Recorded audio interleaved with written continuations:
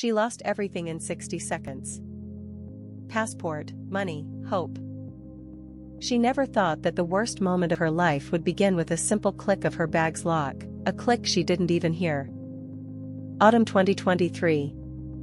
Budapest greeted her with freezing rain and a complete emptiness inside her chest. The divorce hadn't just been a breakup. It had been slow, methodical destruction. Her ex-husband didn't simply leave. He burned everything behind him, the apartment, the dog, their friends, even her name from the family photos. For months she had been waking up from her own screams in the night. She drank wine straight from the bottle just to silence that bitter thought, no one needs me. This trip to Budapest was her last attempt not to lose her mind completely. 3 days. 3 days to breathe air that didn't still smell like him. That evening the rain lashed down as if it wanted to finish her off. She ran into a small restaurant on the Danube embankment, soaked to the skin, mascara running in black rivers down her cheeks, hair plastered to her face. In the bathroom mirror she saw herself, swollen eyes, trembling lips, the face of someone long dead inside. She locked herself in a stall and held out loud, choking on sobs. When she came out, her bag was gone. Passport. Phone. Money. Keys. Everything. The world collapsed for good. She sank to the floor right in the middle of the room, hugging her knees, and for the first time felt her heart actually stop. She wailed silently. People stepped around her. And all she could think was, that's it. Even God just confirmed it, you're a mistake. Then someone crouched down beside her, not caring about the puddles. A man in his 40s, dark coat, raindrops on his temples. Gray eyes, tired, but alive. Hey, look at me. She lifted her empty eyes. They robbed me, she whispered. I have nothing left. I want to disappear. He was silent. Just looked at her. Then he said, so quietly she barely heard. No. Not today. You're not disappearing today. He helped her stand. Sat her at his table. Ordered goulash, bread, wine. She ate mechanically, waiting for him to leave. But he stayed. My name is Laszlo, he said at last. I'll help you. Tomorrow morning we go to the embassy together. You're not alone anymore. She looked at him with bitterness. Why would you do this? You don't even know me. He turned his gaze to the window, where the Danube carried the rain away. I do know, he answered hoarsely. 10 years ago I stood on the Margaret Bridge myself. Bottle of whiskey in one hand, a note in the other.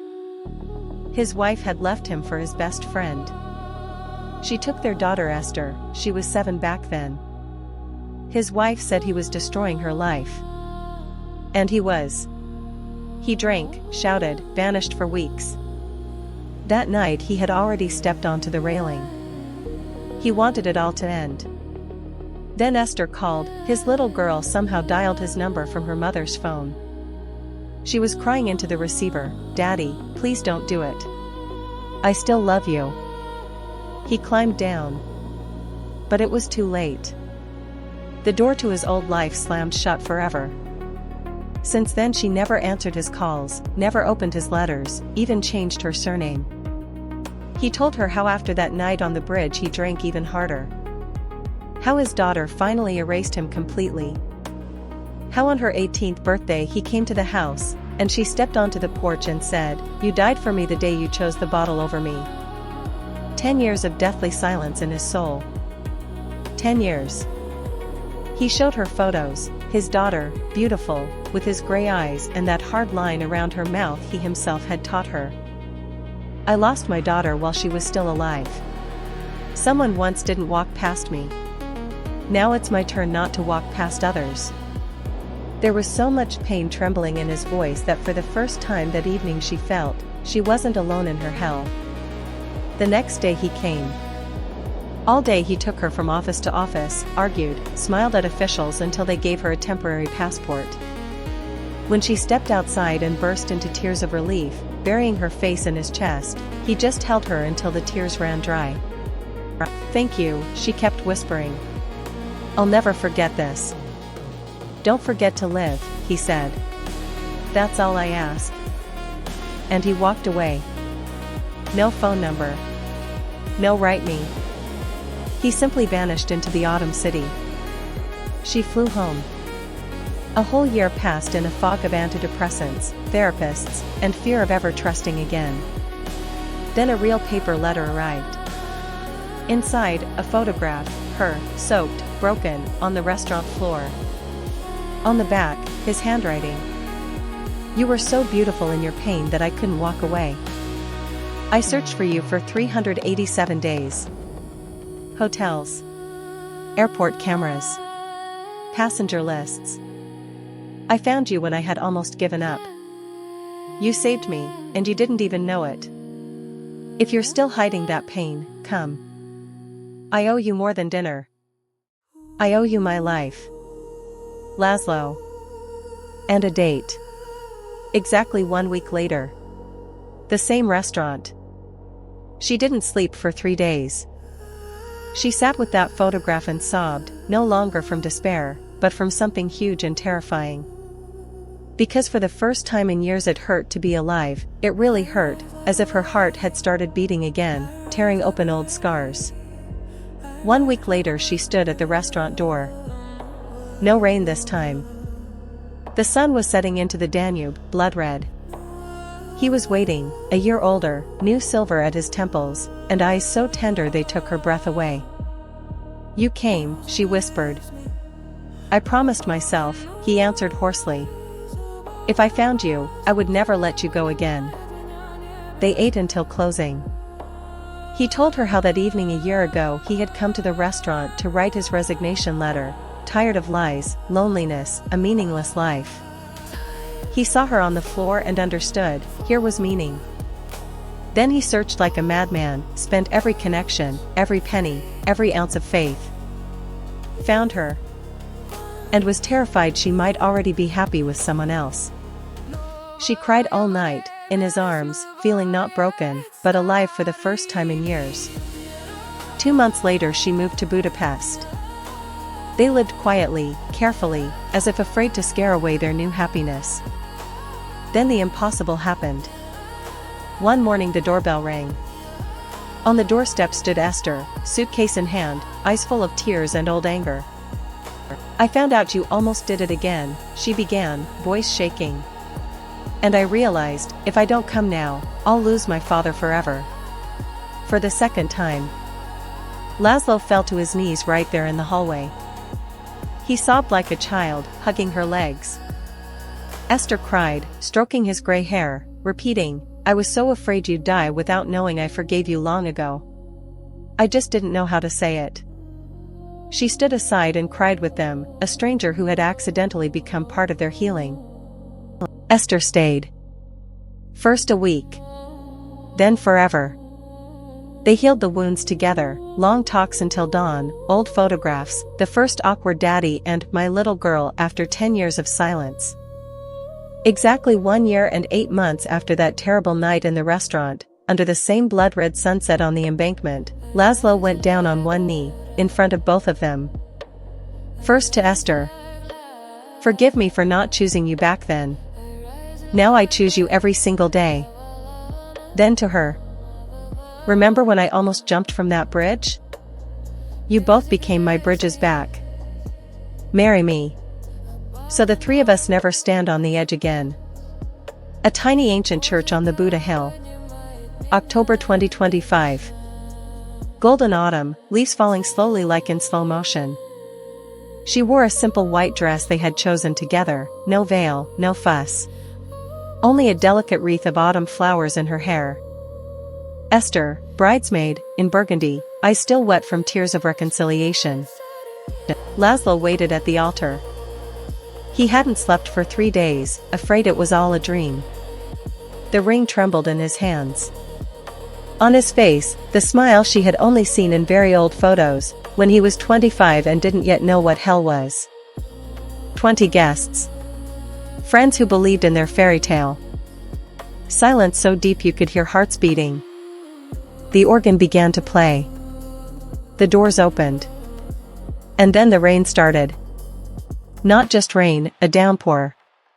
Exactly like that night. Thunder roared, windows shook.